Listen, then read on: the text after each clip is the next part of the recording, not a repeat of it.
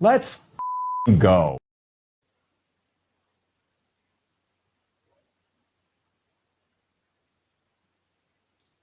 Pittsburgh Steelers fans, thanks for tapping in to another Wednesday night episode. This Wednesday is a Thanksgiving Eve episode of the Pump Your Brakes podcast. I'm sure we all got so much to be thankful for. Absolutely. You know, I'm thankful for you guys' opportunity to podcast about the Steelers, what we're doing with the KnoItAllz Big G, my family, God's mercy, the Lord's mercy on my life. I mean, I'm kidney transplant a little over a year ago, doing well. I'm blessed. Absolutely. Absolutely. Yeah, amen. What about you guys? Any day on this side of the dirt is counted all good. So to me, every day is a Thanksgiving because I'm on the opposite side of the dirt. Yes. I mean, that's just how I feel. So I think as we get in our 50s and, open heart surgeries and kidney transplants and different health scares and, and then you see your families and you realize how blessed you are. It's not what you have, it's who you have. That's facts. And we have our salvation and so much to be thankful for. And I love Thanksgiving. I love everything about it. Getting together with the family and there's going to be a ton of good eats tomorrow. I ain't worried about no diet tomorrow now, guys. I'm just going to enjoy it tomorrow. No, the hell with that diet, Shannon. But I just hope everybody has a wonderful Thanksgiving and we just, you sit back and you really try to take stock of what all you've been blessed with. You don't really have a lot of time to worry about what you don't have. That's right. That's facts. That's right. I agree with that. Lastly, just as it pertains to Thanksgiving, shout out in heaven to my grandmother, passed away 21 years ago on this day. It was Black Friday, 2004. Grand passed away. Think about her all the time. She's the matriarch of my family on that side anyway. Greatly missed, greatly appreciated. So just wanted to, honor her by speaking. You shared that with us, and it happens ever so often. My dad's birthday was November 27th. And whenever it would hit Thanksgiving on his birthday, we made a big deal out of it because even bigger deal because, Dad was like, everybody's celebrating my birthday today. So just another thing, he was my hero, my example, and I'll see him again. And no doubt. But I'm celebrating it, so I understand. We all have people, so many of us just in the last year this is our first Thanksgiving without him. And so, as happy as we are and looking forward to it, it's a lot of pain and a lot of grief for a lot of people. And I hope the Lord holds them close and just lifts their spirits with those great memories. No, I agree. And I said that earlier. My grandmother passed Black Friday, Thanksgiving. My dad passed away 4 years later. So he's been going 17 years, November 23rd, week of Thanksgiving. I know a lot of times a family member, relative, somebody close to you can pass away around holiday time. And it can be depressing to some people. Yeah. I never visited that space. Everybody grieves differently, right? But so I'm thankful that I had them in the physical, and I know I still got them in my heart and watching over me. Yeah. So, Thanksgiving is my favorite holiday, even though those things happen around Thanksgiving. Still my favorite holiday. Yep. But with that being said, man, let's go ahead and get into the Pittsburgh Steelers of it all. Tate, look what your boy, look what the diabolical one done said, dog. The diabolical Claude Bishop said, Tate, you owe me $2. Yeah, G said something at the end of the last podcast. Claude, I didn't see your super chat. Just put whatever you asked up earlier, and I'll say it now. I didn't mean to miss you, but if you did it earlier on Tate's Take, I'm doing the show by myself. I could easily miss some because I'm doing everything by myself. I get it. You know what I mean? So yeah, I get it. Didn't mean to miss you. Just put some diabolical up work to get your $2 worth. We'll just talk about it for free. Only reason he doing something last week? No, heck no. I thought it was something last week. I thought that's what he was talking about. No, he talking about today. He talking about today. Oh, okay. Only reason he's doing is because Tate, he got to get his fix on, dog. He ain't had his fix yet, man. Claude, trust me, you gonna do something. It's gonna make sure you get your fix before we get off air, bro. Just hold tight. I know you itching and scratching over there. You like, man, come on, man. Come on, man. Here go his question, man. He said There it is. The question was, he asked you, Tate, do the Steelers need a new coaching staff? That's a direct question to you, Tate. I'm tired of, if you watched the Tate's take earlier, it was the only thing that's consistent is inconsistency and the definition of insanity. Albert Einstein, we talked about that. Mm-hmm. And we talked about the title of the podcast based on something like, same-ish, different day. So, and the common thread is Mike Tomlin. Even after last week's game, I said I've seen this before. After Chicago game, I mean, I've seen this. You see this again and again and again. And I'm honestly starting to get tired of it. I mean, I've been tired of it. I think I'm getting tired of believing that it can change when maybe the writing is on the wall that it can't change. You know what I mean? I think that's where I'm at. Not any, like Shannon said backstage, nothing against the man or the person or even him as a coach 10, 12 years ago. The problem's been the last 7, 8 years though. Yeah. That's facts. Like once 7 was out the door, once 7 was injured and was slowing down, not himself, wasn't taking the deep shots because his elbow or because of the line he had around him wasn't good enough to protect him. But once 7 left the building, you even got, you couldn't, like I said on the last show, Big G, you couldn't stop 7 from doing what 7 was going to do.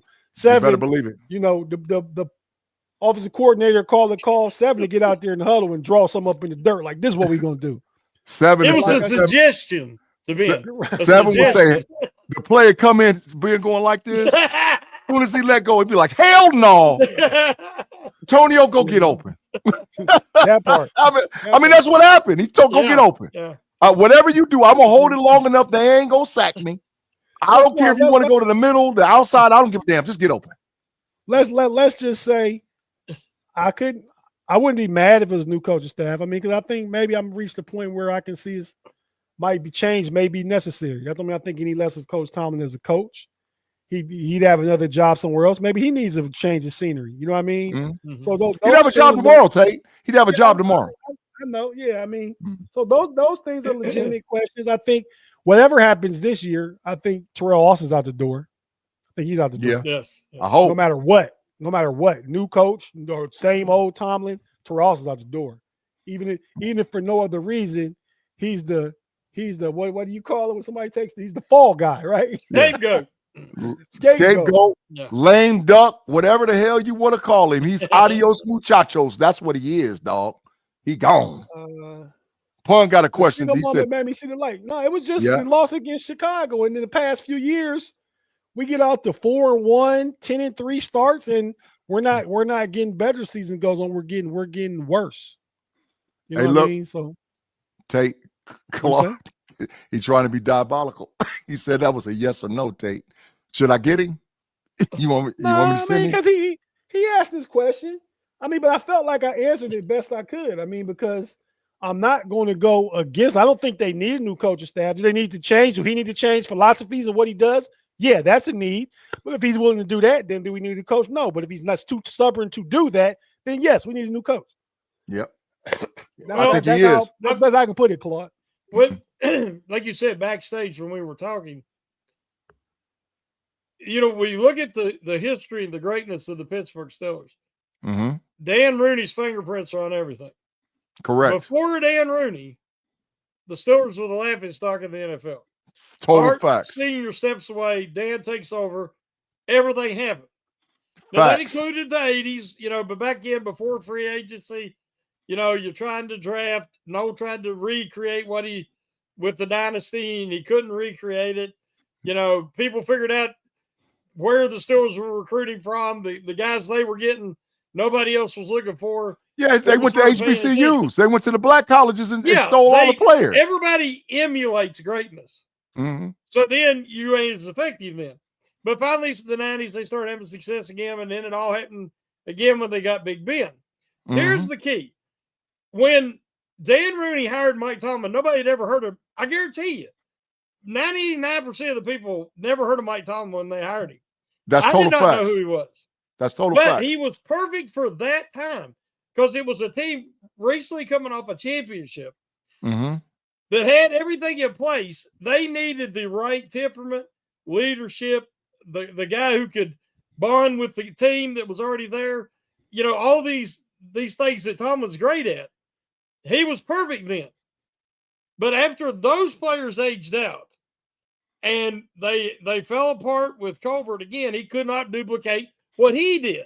That is correct. And he lost it in the second part of his tenure. From 2017 on, Shannon. Yeah, from when that 2017 started on. going downhill and they could not, recreate and duplicate, they've not been able to develop the talent they can get, and they miss on talent they should have drafted. I mean, it's a combination of things. But at this point, Tomlin's hurting his own legacy because you can hang around too long. If you stay around long enough, you become the villain of your own story where you was the hero. And that's what is happening. And because everybody sees it. Now, he can either retire, he could go somewhere else and say, okay, I'll show you what I can do and I'll prove you wrong. I don't think it's going to happen because his style does not work in today's NFL.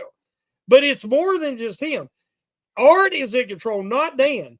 And Art is a far cry from Dan Rooney. Most people are a far cry from Dan Rooney was brilliant. And what he didn't know, he would hire people who did. And Art's not doing that. And when you say, well, the coaching tree doesn't matter. It does matter because everybody he brings in, they're not snatching these guys away. You can't give them away because they're not good. But it's hard to find quality people who are when you want yes men. But Shannon, no, hold it. You started down the right path. Art Rooney II. Part of this, like I said, Art Rooney's an enabler, and there's a codependent relationship that's going on between Art Rooney and Mike Tomlin. But Shannon, part of that is Art Rooney II refuses to pay for good quality assistant head coaches. We have we have the cheapest coaching in the whole freaking league. We have a lack of player personal development. We have a lack of scouting. Those are things that's controlled by Art Rooney II. Art Rooney II is feeding Tomlin. And he don't want no change because he's okay with being 9-8, 10-7, winning one playoff game.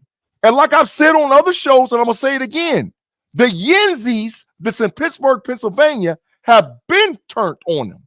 But the issue is the fan base for the Pittsburgh Steelers across the globe is bigger damn near than any fan base. So where Rooney misses money based on loyalty Pittsburgh Steelers fans that want season tickets and all this and that, they're burnt out over there. He gets his money on the back end because people come into Pittsburgh because they remember the Steelers of the 70s, the 80s, the 90s, and the early 2000s. So he's comfortable with being mediocre.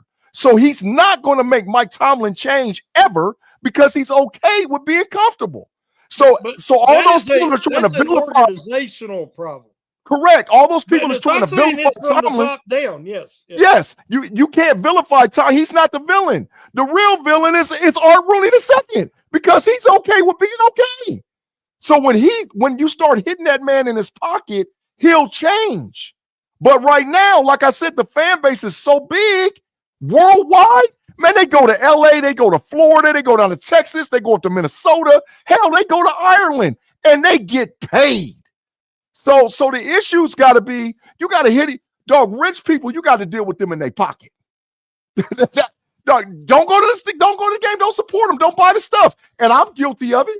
Hell, I probably got $1,000 worth of Steelers stuff around me easily. So I'm part of the problem too. But making one cat a villain, nah. This is organization from the top all the way to the bottom. From the top to the bottom, man. In my opinion.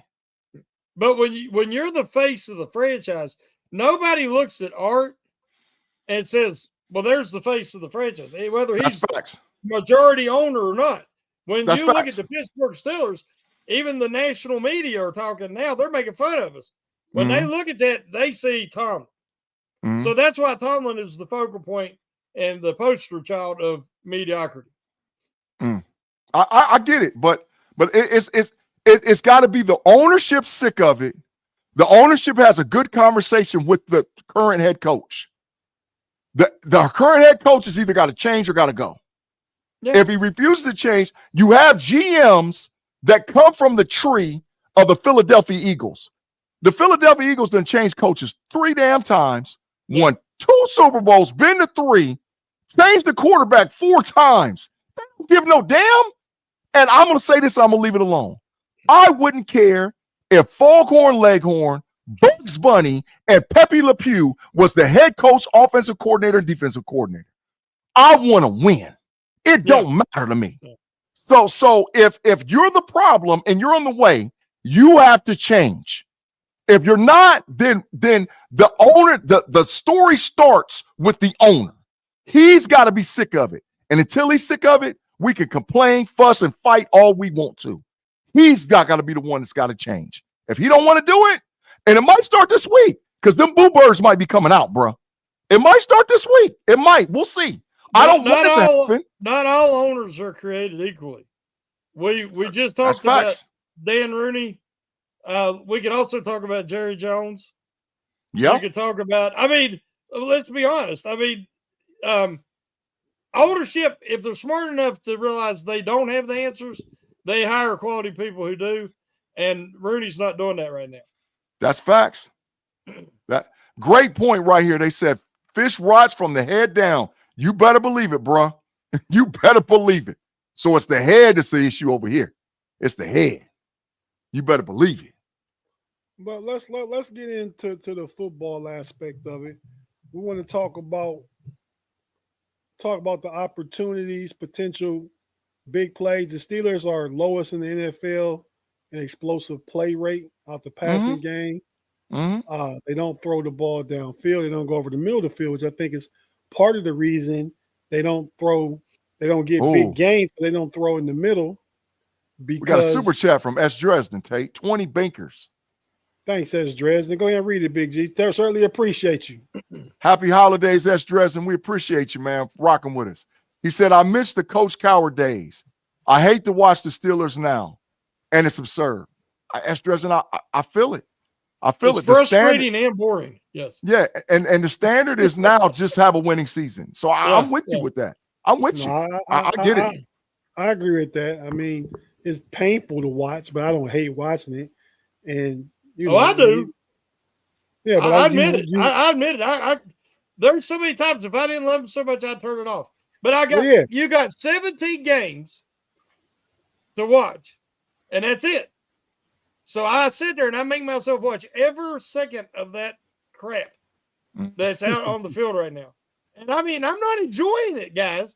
I'd rather go do anything than watch that crap because you're sitting there, you're like, they're not even trying. I mean, it's one thing to have, they have guys running across the middle of the field. But the half the time they ain't even looking for the ball because they know it ain't coming to them if they're in the middle of the field. They're trying to get to the other side outside the hash because they might throw it to them over there. Do you think, I mean, I don't know if it is. You think Coach Tomlin is self-aware enough to even see what's happening? I mean, like. Oh, that's his philosophy. Yeah. There is no risk. In anything in life, there's risk versus reward, and you got to weigh that. Yeah. But his philosophy, and he said it. He wants to blame it on the punter, and he wants to blame it on the turnovers. He said they got 2 turnovers, they scored on theirs. We didn't score on ours. It's like he won't even acknowledge if they do run bad schemes on both sides of the ball. Oh, if at the end of the game, if they win, he'll be like, well, those turnovers. Like I said, we know what they're having for Thanksgiving dinner tomorrow at the Tomlin house because that man is obsessed with turnovers. And I don't know if they're apple, if it'll be cherry, blueberry. They're having turnovers tomorrow, guys, because that's all he talks about. Facts, Shannon. Facts. I mean, and what's the old slogan? No risk it, no biscuit. Yeah. Every every contending team in the National Football League, offensive coordinator's job is to attack the deep third and the middle third of the opposing defense. Every defensive coordinator of teams that wins job is to shut down the middle third and the deep third for the opposing offense.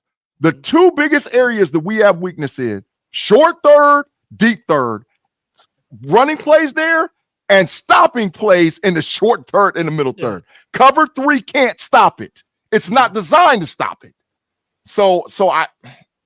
And that's all the modern game is. Mm-hmm. I mean, honestly, Mm-hmm. you're not putting points up. You're not when's the last time but blew anybody out that they didn't get a score off a turnover or two. I mean, like, direct score off the turnover. I mean, I got to mention this.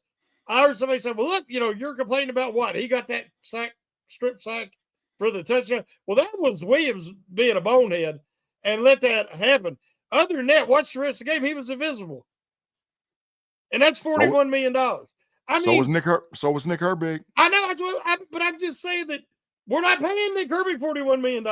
No, sir. Cam Hayward, I guess his family's going to eat good tomorrow because he said he didn't have to go feed his family. If he didn't get that raise, well, they'll have a good Thanksgiving. But, I mean, he's not the same player, guys, not even close. And the Steelers knew that. They didn't want to give him that money. They're like, let's just play this season out and see what happens.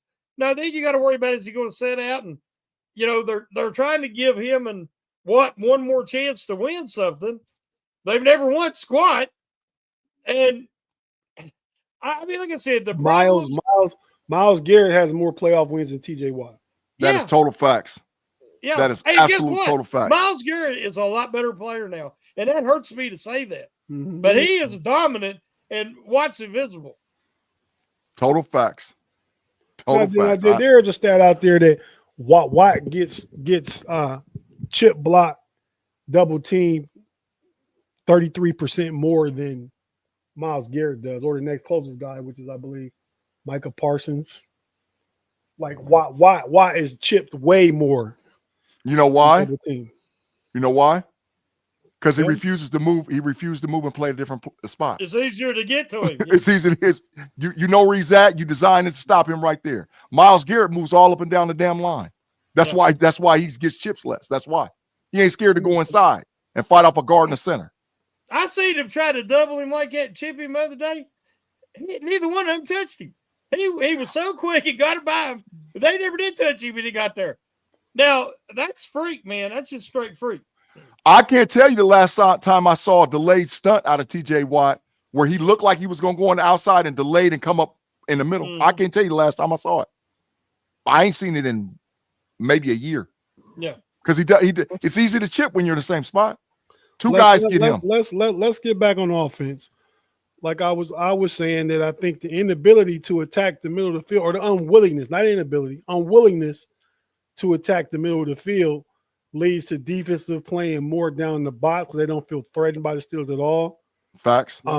Which puts more people obviously in the box against the run game, which you want to do. And then when it is a pass play, the quarterbacks who for the last 6 or 7 years, even Ben's last year, get rid of it quick. There's no deep concepts, no routes where post routes over the middle of the field or deep slants or anything like deep crossers, nothing like that. We either dumping it off, throwing a wide receiver screen, throwing a back shoulder or something to the sideline.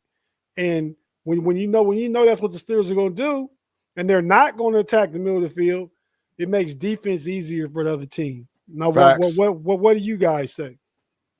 You're absolutely 100% telling the truth. Yeah. And that's been proven schematically, graphically across all podcast channels. There's graphics out there to show from the time Mitch Trubisky was the starting quarterback all the way to Aaron Rodgers, they refused to throw the ball in the middle third and deep third of the field. I think there's 61 total plays in the middle third, 32 or 34 plays in the deep third. And I don't care who's playing quarterback or who's offensive coordinator. And let's just be honest. Pat Freiermuth is a zone breaker. Pat Fryermuth will make your ass come out of cover too. I'm telling you, all you got to do is just throw in the ball. He runs up the seam. Roman Wilson actually can make you come out of cover too. I've seen him do it in Michigan. He'll make you come out of it. You know, but if your quarterback is being told, and I can't blame this on Arthur Smith, because I saw Arthur Smith make A.J. Brown one of the richest wide receivers in the NFL based on trash Ryan Tannehill, who made a Pro Bowl, throwing the ball to A.J. Brown in the middle of the damn field. Mm-hmm. I saw him do it with Marcus Mariota throwing the ball to Drake freaking London in the middle of the freaking field. Why ain't he doing it in Pittsburgh? Why ain't he doing it in Pittsburgh? Well, and on top of it, you got all them damn tight ends who's designed to be zone busters. You got all tight ends, they're designed to run seam routes. Even a middle, you know, pop pass. Big, you remember the old school pop pass? Yep. I mean, you know, line Darnell Washington up in line, having block, come off the block, and you know, look 5-7 yards middle of the field, get that catch and rumble for 10 more yards. But you gotta attack between the hashes at some point. Facts. S. Dresden got another super chat, Tate. Thanks, and Shannon. Dresden. Go ahead. The greatest of organizations should supersede what is best for Tomlin, Watt, and Hayward. Rooney is ridiculous. Facts. He's the head. I don't disagree. Mm-mm.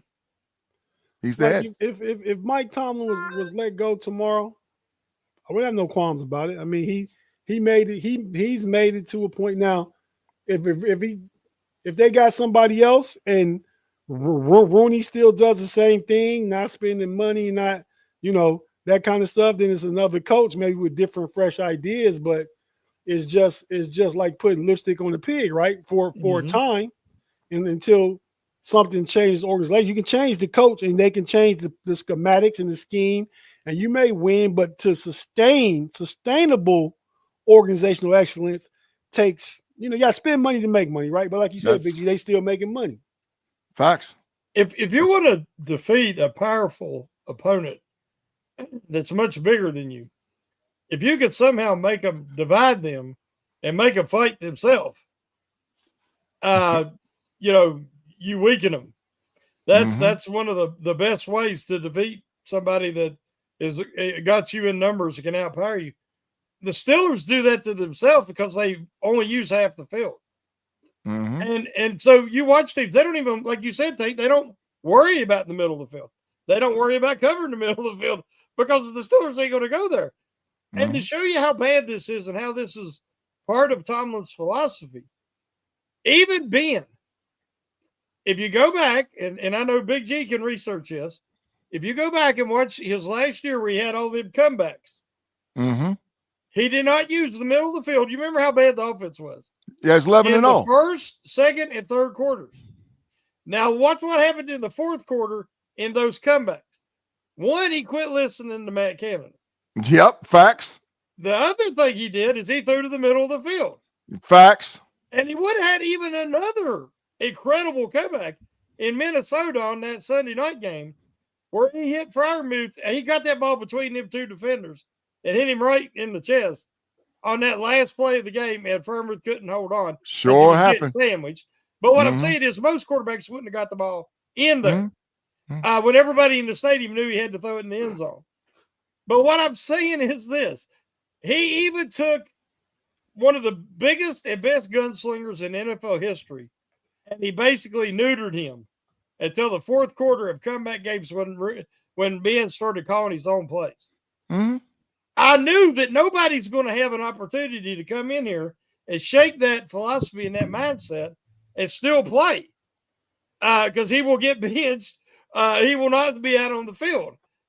That's insubordination. You don't go against the wishes and instructions of your head coach. Ben, by that point, was he was an entity in Pittsburgh. He was established. It didn't matter. When Mason Rudolph came in and had the success he had, what did he have to lose? He had never been a starter. He was never going to be the starter there. He replaced Kenny Pickett, who was awful up to that point. And he come in, and what was he doing? He was firing it everywhere. And he utilized the middle of the field, and the Steelers won enough games straight to get into the playoffs. And could have beat Buffalo. Yeah, the only thing that's changed in these situations, one, Ben just said, I don't care, and I'm going to play. Rudolph, I don't care, I'm going to play. Now you got Rodgers, who's like, I don't like these play calls. He keeps checking out of them. But the problem is that they're not utilizing the middle of the field, even though he's checking out a place he don't think, they're not on the same page at all. But it's hard when your defensive-minded head coach, who's never been an offensive savant, is in control of this thing and this philosophy. The only thing that can save it if Rodgers just says the hell with it. If Aaron Rodgers says the hell with it, because trust me, Tomlin might have some big whibs, but he ain't big enough to bench Aaron Rodgers. That's what I was telling you last show. I said Ben had the cachet, Aaron Rodgers has the cachet. If Aaron Rodgers goes and sees something, that's why they got him. You get us out of something, getting something positive, you making that decision. But to me, he can't control Aaron Rodgers, what Aaron Rodgers does and sees on the field. Aaron Rodgers has the freedom to do what he wants to do. It's Aaron Rodgers, as far as getting rid of the ball quick, not seeing things the same as he used to, not blaming him, but that's just where he's at right now. He's 41, going to be 42 years old next month. You know? But I don't think I think he handcuffed Russ, Justin Fields, Kenny Pickett, Mitch Trubisky. He probably even Mason Rudolph. But like Shannon said that year, he said, well, I'm a free agent. Well, I got to lose. Yeah, so he just cut it loose. But he can't do that with Aaron Rodgers because Aaron Rodgers has probably arguably more cachet than Mike Tomlin across the NFL. Facts. But not in Pittsburgh. That's correct. Maybe now he does, but in Pittsburgh it's different though. Like, because Pittsburgh doesn't go like that. But so I don't know. But we're gonna take our first and only break. We'll be right back. We got about 15, 20 minutes left. We're gonna break down this Buffalo game, make our picks, and get out of here. But Steelers, to close this segment out, Steelers need to attack between the hashes because of open everything. I mean, you know what, Big G and Shannon, you tell me. I mean, even the run game needs to go more between tackle to me. Yeah, power. You know what I mean?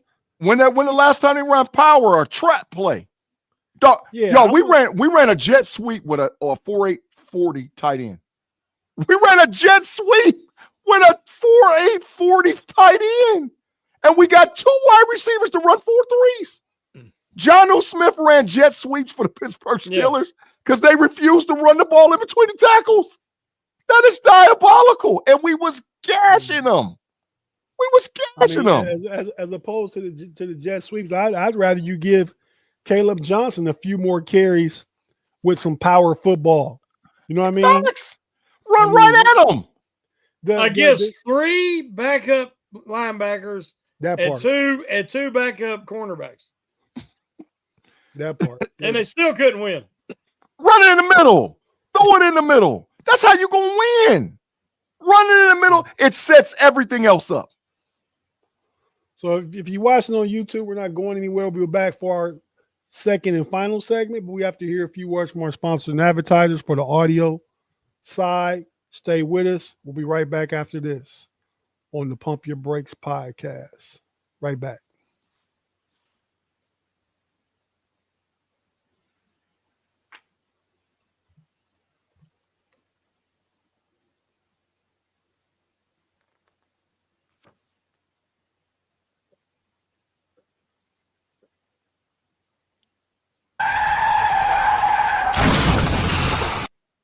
And we're back on the Pump Your Brakes podcast. I'm your boy Tate in the building with the Triple OG, Shannon White, and the homie, the little fella, Mr. Algorithm, Mr. Big Trash, Mr. What else? What's all you, Big G? Put another sign. Just say 100 signs. Let's just say 100 signs. 100 signs. But yeah, man. You know what? You know what sign I'm thinking about, Big G, to the whole Steeler nation right now? Which one? That's the sign. Wow. That's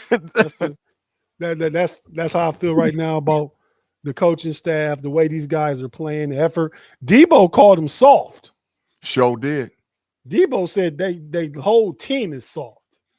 Show D. And that never used to be a thing, man. When the Steeler, like you was a Steeler, you knew you was tough because you was a Steeler. You know, They're you going know, to draft you or bring you in. you know the most diabolical part about all this is that all the former players that were about anything that is talking publicly is destroying Mike Tomlin. That all that'll talk publicly, they are destroying him. They are so pissed off at Mike Tomlin. It's unbelievable. And I get it, because they're like, man, what the hell is this? This ain't us, dog. This is about this. This is we do that. We do it for this. I get it. I get it. They give I'm not mad at it. blood, sweat, and tears from the Steel Curtain dynasty on to develop the culture and set the standard. And in less than a decade, it's gone.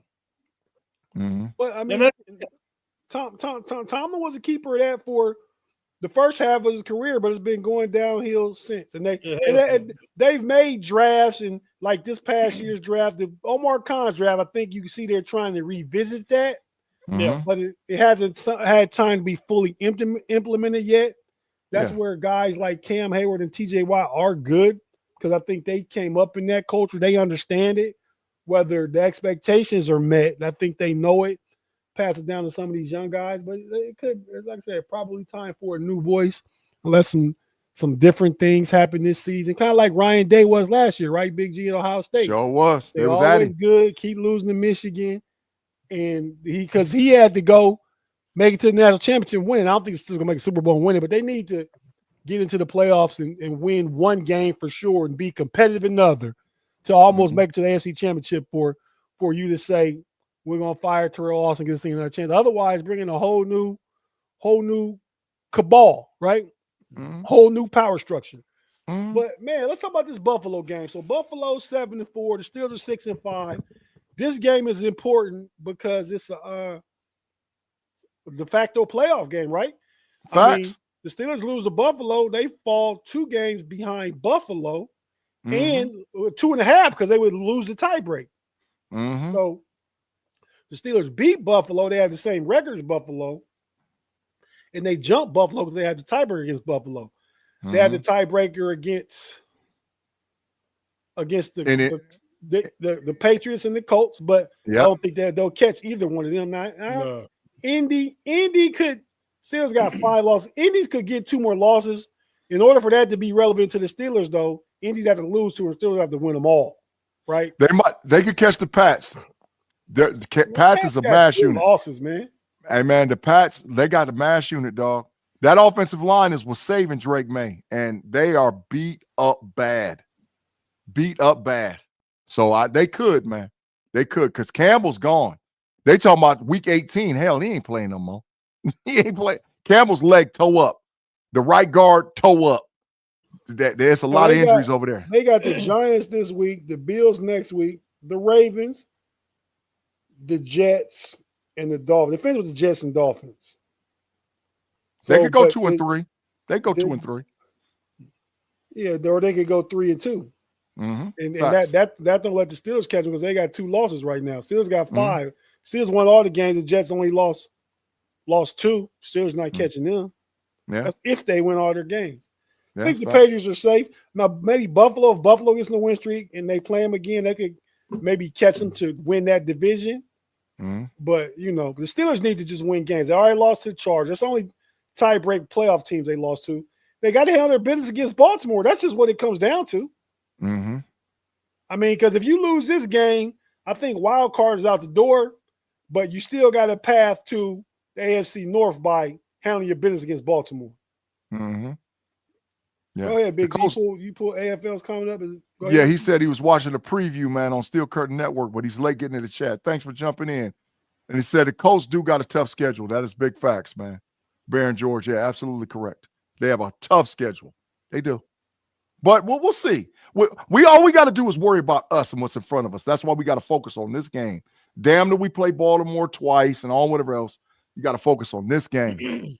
Got another super chat from S. Dresden, man. Thanks, Dresden. He said this. Appreciate you, S. Dresden, man. The Steel Curtain and Blitzburg era defined the true standard of Steelers ball. Tomlin cannot build units and staffs like that from the ground up. We are cooked as long as he remains in power. I mean, what you want me to say? Facts. I mean, that's facts. I agree wholeheartedly. Yeah, that's facts. I agree too. I agree too. If you remember, I said when they lost to the Bengals, it's over. And then you asked me, Tate, and I mentioned it on Monday night. What if the Steelers was able to break the curse and win in Chicago and then win this week, would I be a believer? Mm-hmm. I said I'd have to consider it, but I think more likely they lose 3 in a row. And that includes this week and next week in Baltimore, or against Baltimore. So, like I said, I guess I lost faith in that Cincinnati Bengals debacle. And the only thing it ain't coming back. I guess I've been saying the same thing each year, and I keep wanting to see them make changes. And they've made a lot of changes to personnel, to with O'Con and Waddle, and they've made changes everywhere but 2 places. 1, you can't replace the owner. Can't do that. And 2, the head coach, because the head coach controls his staff. And I just have no faith unless we see massive changes there that anything's going to change. The thing that gives me hope is that Mike Tomlin, after a loss, has the highest winning percentage of any active coach in the NFL at 69.43% after a loss. So he wins 7 out of 10 times after he loses. He very rarely loses back-to-back. That's just him as a coach. And it doesn't matter who's playing quarterback, running back, defensive players. Him as a coach throughout his tenure, he very rarely goes back-to-back and losing games. So Big G, since you go there, I'll go to you first. What do the Steelers need to stop Buffalo from doing in order to try and secure a victory this Sunday? So I'll go from an offensive standpoint and then move to the defense, and I'll go fast. The bottom line is the Buffalo Bills have 2 defenders that could wreck the game, Joey Bosa and Ed Oliver. If you can block Joey Bosa and you can block Ed Oliver, their middle defensive line, linebackers are soft. Their corners and safeties are soft. Attack them in the middle of the field. Very simple. Will they do it? We'll see. Because he said he saw some stuff in the middle of the field. We'll see. From a defensive standpoint, Buffalo's game, they do not have an outside wide receiver like every team that we've played so far that could just flat out kill us. Their best outside wide receiver is Keon Coleman. They benched his ass the last 2 games because the coach don't like him. He might be best in talent. I heard he's missing meetings and stuff, and I keep up with him because he's on my fantasy team. But I'd say their best receiver, as far as on the field, he knows going to play is Shakur. Yeah, who's not a zone beater. Shakur is an upgrade, a little bit of upgrade between Calvin Austin III and Roman Wilson. He's short, dink and dunk, and all A, B, C, and D. They don't have nobody that can just get flat out past you. Yeah. So the issue is the Steelers, this game, don't have to worry about, because there's fears that's there. They don't have to worry about sitting in cover 3, somebody getting behind you. Be very aggressive from a defensive standpoint. Roll your corners because you're not going to fool Josh Allen. Stop rotating Peyton Wilson the hell off the field. The kid's on pace to break James Ferrier's record as far as a sacking, tackles and all whatever else. Leave his ass on the field and get after Josh Allen. Take a pause real quick and read S. Dresden's super chat because Claude got one too. I don't want to miss none of them. Dresden, thanks again. Dresden, did you think me, Big G, and Shannon strippers? Because you making it rain today, boy. We appreciate you, man. Thank you for the $5, S. Dresden, man. He said, G, if they run that cover 3 against Josh Allen, it might be over by the mid-third. You're absolutely correct. It'll be 30 to 7 if they run cover 3. They ain't got to run it. I see the diabolical one got a super chat too, man. Thanks, Claude. Didn't miss you, Claude. Yeah. He said, Claude Bishop, you guys sound like a broken record. Same conversation every year. Tomlin hired his whole staff and the schemes are terrible.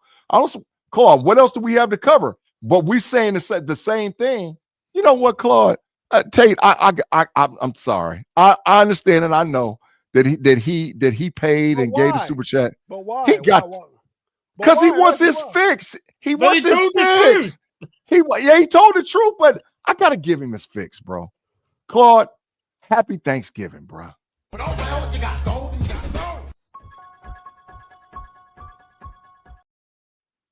Damn, the diabolicalness didn't even work.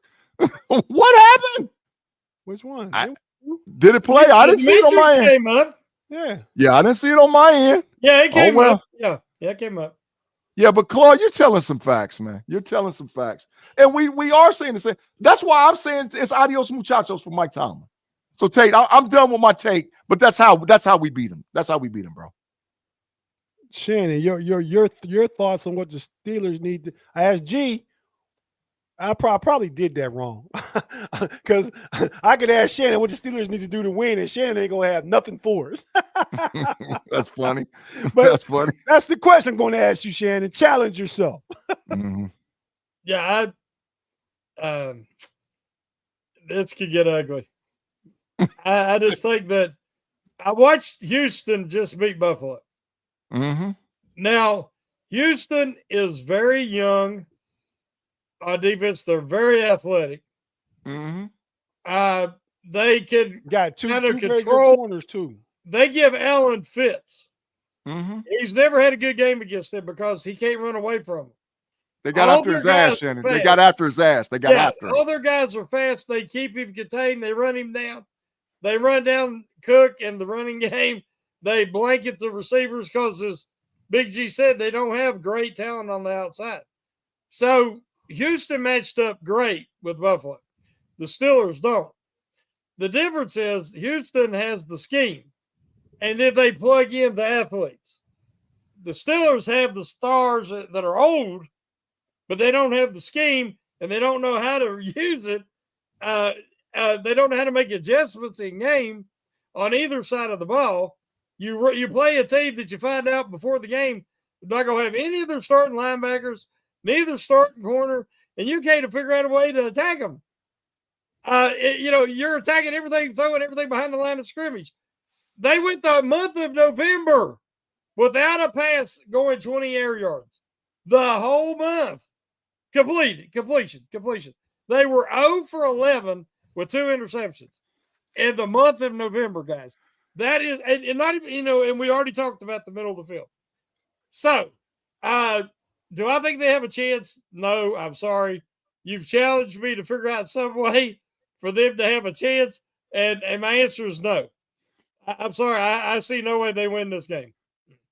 Tate, I just looked this up. David Mills was 16 of 30 for 153 yards and 2 touchdowns. His 2 touchdowns that he threw was a 33-yard pass across the middle of the field for Christian Kirk and a 16-yard pass to Jaden Higgins across the middle of the field. They beat them off of Houston's defense being aggressive and getting after Josh Allen, not allowing their wide receivers to do anything, and throwing the ball in the middle of the field. David Mills just beat the Buffalo Bills because they challenged the middle of the field with no running game. Well, Woody Marks got 16 carries for 74 yards. Nick Chubb had 6 carries for 16 yards. I'm looking at it right now. I think that's because of the defense, though. I mean, if Buffalo was on there, Buffalo was still in that game. They had one of their touchdowns was a kick return. 16 of 30 is not really good. For percentage wise, but he did enough to win. I mean, they played the game. I think the thing was William Anderson, is that the edge rusher's name? Yeah. And Danielle Hunter. Yeah, Danielle Hunter. Yeah. So, and they got Steen outside. If you asked Tomlin about why they won, Tomlin would have said because Mills didn't throw an interception. What? Yeah. But I just told y'all they got 60 of their yards on the deep third. He only threw for 153. 60 plus of the yards came on 2 touchdown passes across the middle of the field. Yeah, I agree. I'm saying, though, that in Tomlin's mind, it was the turnover. Right. Claude Bishop for the 2, man. He said, I like Tomlin, but it's just time for new ideas. Facts. Agree, Claude. There's your answer. You've been trying to worm out of me. Oh, I agree. Tate, I think he's at you because he know where I'm at. He know. All I can say is I wouldn't be mad. I mean, I don't think they'll fire him. I think maybe Tomlin can decide to step away, kind of like Sean Payton did a few years ago. Tomlin can agree to a trade somewhere. I think Mike Tomlin bring back more than TJ Watt, Big G. Oh, What do you definitely. mean?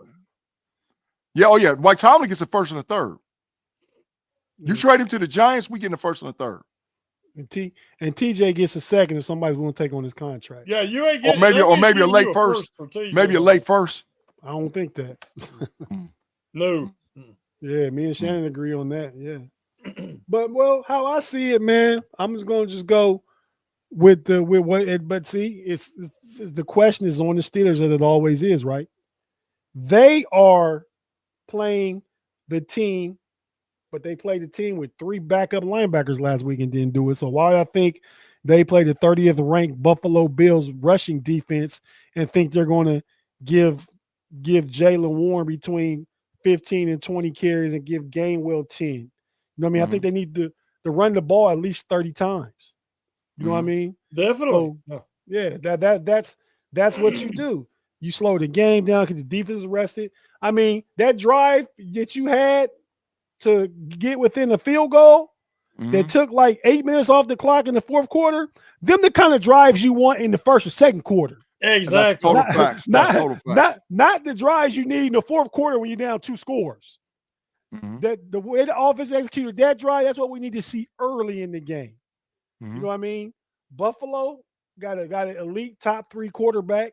Buffalo as a team in its entirety hasn't impressed me that much this year.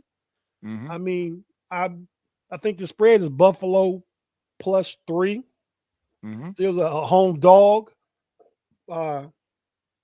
So Steelers got to be able to run the ball, and that defense got to be the defense it was against the Colts or the Packers in the first half. I mean, or the Bengals the last time. Not the first time. Definitely not the first time. Or the Patriots, where they got 5 turnovers.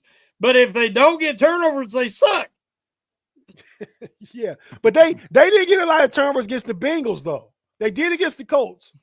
But they held the Bengals to 12 points. The Bengals have been scoring 35 a game with Joe Burrow playing quarterback. I mean, Joe Flacco playing quarterback. Do y'all know, and I just looked this up too, as bad as DK Metcalf has played this year, he still would be the leading receiver in Buffalo. He still would be. They don't throw the freaking ball. Shakur leads them with 560-something yards. They don't have anybody to throw the ball to. Josh Allen gets his attempts up. He had 3 touchdown passes just 2 weeks ago with 3 rushing touchdowns. I mean, they don't have an offense that a guy to get the guy the ball guy. You know what I mean? They don't have that offense. So yeah, it stands to reason you go into that game. You know who's going to be their leading receiver. Is it going to be Kincaid if he is playing? Will it be dump offs to Cook, Shakur, James Cook, or Shakur, or even one game, that first game of the year, Keon Coleman had 2 touchdowns and they went to overtime against Baltimore. You never know. But you expect a tight end to have a big game against the Steelers. So that's where I would look if I was the fantasy guy. You do as of late, and I think that's because of too much playing time for Malik Harrison. Yeah. He outsnapped Peyton Wilson by 1 snap. I think it was like 39-38. Malik Harrison. Horrible. Yep. Tate, that's a super chat, man. I got to read it. B. Wayne, thanks for the $1.99. Last year, week 14 through 18, Big G. Yeah. I mean, he's 6-11 his last 17. Let's tell the facts. And also remember that we already know Broderick Jones is out. And Derek Harmon's out. Highsmith's probably not going to play either. Highsmith's not playing. So now other teams can have no starting linebackers, no corners, and beat the Steelers. But if the Steelers lose at not have a guy or 2, and that'll be the excuse when they suck Sunday. No, there is no excuse. I heard too much over all these years. Next man up. Yeah, I've heard it. We got another super chat, Tate. Mark Toth in the building. Thanks, Mark. Definitely appreciate you. Them yellow bubbles mean something, Big G. They all mean something. Them yellow ones just stick out, though. You see, like you don't miss that.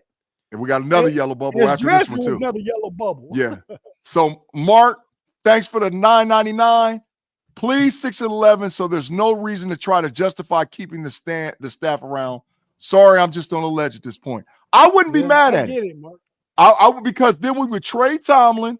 We would get extra draft picks. You get the coach that you need to build the franchise more. And you get a higher draft pick if you 6. Yeah. And we got pieces. So I'm not mad at that, man. S. Dresden for the 10 Binkers, man. We appreciate you, S. Dresden. He said, he wants to say it different words, but he said Funk, Tomlin, and Art 2 as the staff, record label, and crew. And if you're down with Tomlin and Art, Funk you too. Laugh out loud. Happy Thanksgiving to you, gentlemen, and everyone in the chat. S. Dresden, happy Thanksgiving to you. S. Dresden, I ain't down with him. Listen, it's about this here. You know, hey, man, you 50-50. I heard you go different directions this season. We in week 13. When more information, you make better decisions. No, every information changes, man. I mean, but don't mean you ain't say what you said a month or two ago. That's facts, you know but it changed. But it's a if you're a person that's stuck on what you stuck on, you and Mike Tomlin is twins because he's stuck on it. I'm not stuck on what I'm stuck on. I'm not saying you. I'm just saying people. Tomlin, hell no, I'm not putting up with this. Absolutely no. Hell no. So the don't think it's gonna happen. Steelers win out, make it the AFC Championship game. Then does anything change in your opinion because you saw different information? Yeah. Ain't that what changed Ryan Day for the chip? Because I was ready for his ass to be going out of Ohio State too. So let's not get into it. I was ready for him to go, but that chip saved his ass, boy. Yeah. So he lives to fight another day. So Mike Tomlin, that's what you might need to do if you want to live to fight another day in Pittsburgh, Pennsylvania. Because without one of these or getting close to it, you got to go. I don't know if the details ever come out. I think somewhere I heard Tomlin makes $12 million a year. Yep, that's facts. Like that, well, it goes from 10.5 this year to 12.1 next year. Because based on the extension, it goes from 10.5 to 12.1. He got 2 years after this year or 3? 2. So the Steelers will be eating about $26 million if they wanted to get rid of him outright. Which is chump change. Ryan Day makes more money than that. I mean, he's a college coach. He makes more money than that. But Ohio State got more money than the Pittsburgh Steelers. That's big facts. Dan Rooney one of the $4 billion. They're one of the poorest owners in the NFL. He's an El Cheapo too. Because he's one of the poorest owners in the NFL. Yeah. You know? Yeah. But all right, score predictions. Big G, you go first. The Steelers gonna lose. Oh! The Steelers gonna lose. I'm giving Shannon a hard attack. Oh! The Steelers gonna lose. You coming to Jordan? You coming to Jordan, honey? Hey, I'm telling you, Shannon, the Steelers gonna lose. And listen, the Steelers might get blown out. The Steelers might get blown out. I'm telling you, I see it. I see the writing on the wall. Steelers gonna lose 30-20. Buffalo. Shannon. I gave Shannon a heart attack. That's hilarious. Oh yeah, I'm just that would be like Jeff Hartman ever picking him to lose. I just can't believe it. I will say, I don't know what the weather's going to be. Snow. Is it really? They calling for snow, big snow. Yeah. See, that gives Buffalo even bigger advantage because you got to tackle Allen in the weather and in the elements. And I just think that they've had 10 days to prepare. They're pissed off from losing to Houston. I just think it's really bad for the Steelers this week. Oh, man. I want to say 41-17 Buffalo. Because I'm afraid it's going to get real ugly. Shannon, that's an ass whooping. Yeah. And I think we need a little bit of that before people's going to fully wake up all the way. But, yeah, I'll just stick with it. 41-17. Oh my God! Hold on, Tate. That's worth a graphic, dog. Hold on the hell on, man. Shannon, you talking about they gonna get their ass whooped like that? Your mama told me you was disrespecting her. Okay, so pick one. Either way it go, this ends with you getting a whooping. Dang. Dang. No super chat. Again, I hope I'm wrong. Yeah, S. Dresden. He said R2 squeezes a quarter until the Eagles scream. Yeah, he's puckered. There's some puckering going on. You're fact. That's facts. That's facts. Who's going to play left tackle? Rob Anderson, C. Anderson. Calvin Anderson. Okay. And his film was, oh my God. Oh my! If Joey, he's going one-on-one against Joey Bosa. Yeah. Jesus.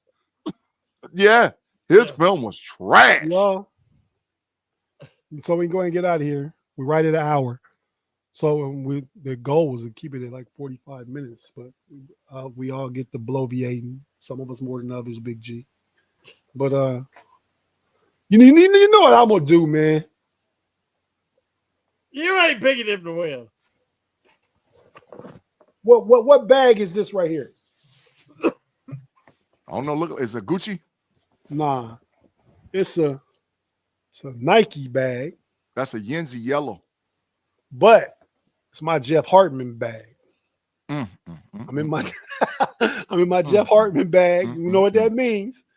Not picking against the Steelers. I think they find a way to get. I hope they. Now, let me not say I think. I hope they find a way to get it done.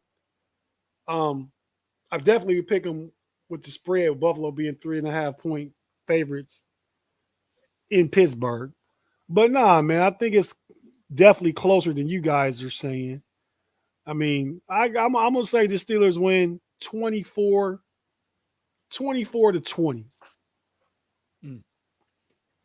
And yeah, that's what I'm gonna do. Big G, did you didn't pick the Bills in our know-it-all pick them, did you? No. But I picked them tonight. I sure did. He's covered all the bases. I picked them. Yeah, hey, when you 50-50 chance, what you got to do? You got to stay on brand. You got to stay on brand. Over here, I'm gonna pick this. Over here, I'm gonna pick that. But I'm gonna win one or the other. If I win more than them, and you ask, I'm cool. Well, I picked the Steelers in that one too. I picked the Steelers in everyone. That's one guarantee. Yeah. But yeah, so man, one more super chat before we get out of here. Go ahead, Big G. Thanks for the $2. That's big. Big L 216. Told me 261. To Big L 261 or Big L 26 1991. He said, we're getting fried, cooked, handled, obliterated. We're getting mollywopped, beat down, and killed. That's what that man is saying. I'm telling you, Shannon, the forecast, 78% chance of snow. 78% chance of snow. 80% chance of precipitation. All righty then. Well, yeah, we'll see what happens. With that being said, happy Thanksgiving, everybody. Thanks for tapping into the Pump Your Brakes Wednesday night with the Trip OG with just Big G and myself, Tate. Definitely appreciate you guys. I got family here about to go downstairs. I already cooked my stuff and got out the way. Watch them cook, look at some TV with the family, and call it a night here sometime in the next few hours. It's my fifth podcast of the day, man. I'm done. 5 of them today. Damn, man, what the hell? I feel you though. Do your thing, Tate. Hey, we got one more super chat before we go, bro. We got another one. Go ahead. They want to keep us on air, and I feel y'all, man. I feel y'all. Big L says smoking Pittsburgh brisket. They out there. They tender. They tender and soft. That's what Debo said already. That's soft meat. No diddy. But yeah, man. With that being said, we gotta go ahead and get out of here. Thanks everybody for tapping in. Shannon, Big G, man. You guys enjoy your Thanksgiving. Yes. Maybe I'll shoot some in the text just when I'm thinking about you guys tomorrow as I'm watching tomorrow's game. The Lions and the Packers. Pick that game real quick. Lions, Packers. Who you got? Quick. Packers. Shannon. Lions. Tay, we got another super chat. I got the Packers. Okay, I'll get that's Dresden again. He out in the club. He trying to get y'all to show some skin. I appreciate you. You need some butt nakedness. I feel you, dog. Hey man, the other game is the second game, Cowboys Chiefs. Who you got? Chiefs. Shannon. Chiefs. I got Cowboys. I think it's gonna be a shootout, and I think I think Dallas got more weapons right now than. So you're gonna do Baltimore and Cincy? Yeah, I'm asking that next. Yeah, Baltimore, Cincy. Yeah. Bengals. Joe Burrow Ravens. gonna light their ass up. Joe Burrow gonna light their ass up like a Ravens. Christmas tree. Burrows will get hurt again. You got the Ravens, and you saying Burrow gonna get hurt again? Yep. Wow. I picked the Ravens, though. I just gotta go with the favorite. I mean, I got a feeling Cincinnati could do it, so I feel you, Big G. Because if they hang 30 on the board, I think Baltimore's in trouble. Mm-hmm. And they're capable. All right, last game, Friday's game, Chicago goes to Philly, plays the Eagle. Both tied at 8-3, same record. How do you see this one playing out? Saquon going for 200 because they're going to run straight at him because none of their linebackers is playing. They're going to do what we should have done. Saquon going for 200. 200 yards. Philly going to blow their ass out. Philly. I say Philly, too. I think Saquon's due to have one of the 152 tub games. Yep. But okay, S. Dresden, the super chat. God bless you all in the name of Christ. Thank you. Absolutely. Love you too, bro. Really appreciate it. We appreciate you, man. We all brothers under the umbrella of Christ too. So we certainly appreciate each and every one of you. We thankful for all you guys that tap in with us and listen to us. For myself, for Big G, for the Triple G Shannon. Because it's Thanksgiving, we'll have Shannon take us home the old school way and get out of here. You mean gobble gobble? That's what you want to do. No, happy Thanksgiving. We out. Let's go. Mamba out. Y'all come back now. Here.